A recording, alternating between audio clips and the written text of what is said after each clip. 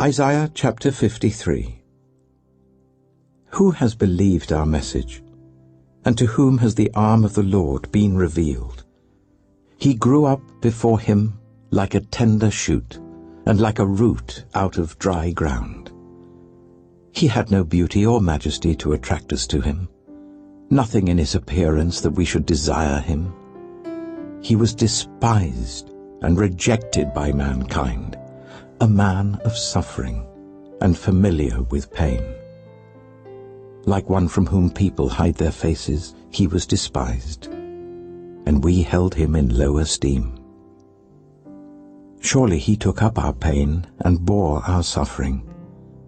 Yet we considered him punished by God, stricken by him and afflicted. But he was pierced for our transgressions, he was crushed for our iniquities. The punishment that brought us peace was on him, and by his wounds we are healed. We all, like sheep, have gone astray. Each of us has turned to our own way, and the Lord has laid on him the iniquity of us all. He was oppressed and afflicted, yet he did not open his mouth. He was led like a lamb to the slaughter, and as a sheep before its shearers is silent, so he did not open his mouth. By oppression and judgment he was taken away.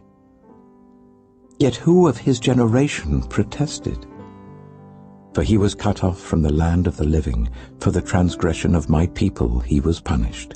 He was assigned a grave with the wicked, and with the rich in his death, though he had done no violence, nor was any deceit in his mouth. Yet it was the Lord's will to crush him and cause him to suffer. And though the Lord makes his life an offering for sin, he will see his offspring and prolong his days, and the will of the Lord will prosper in his hand. After he has suffered, he will see the light of life and be satisfied. By his knowledge my righteous servant will justify many, and he will bear their iniquities. Therefore I will give him a portion among the great, and he will divide the spoils with the strong, because he poured out his life unto death, and was numbered with the transgressors. For he bore the sin of many, and made intercession for the transgressors.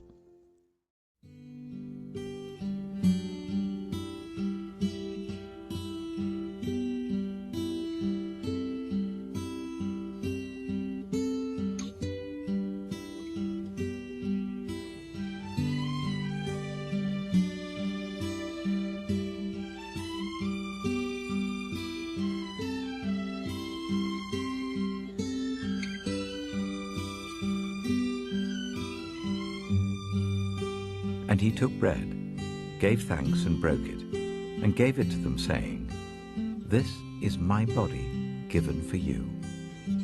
Do this in remembrance of me.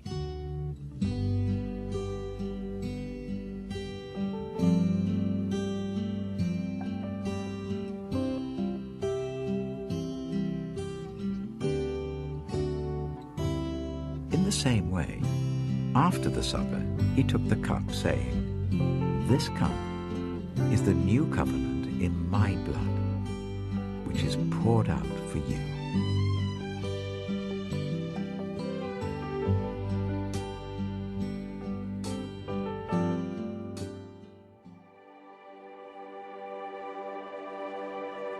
From the cross, you made a table, making room for all of us.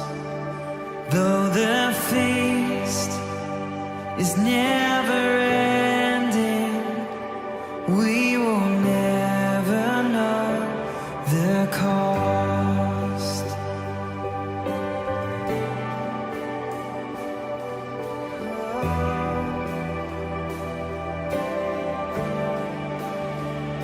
From your hands you made a table with the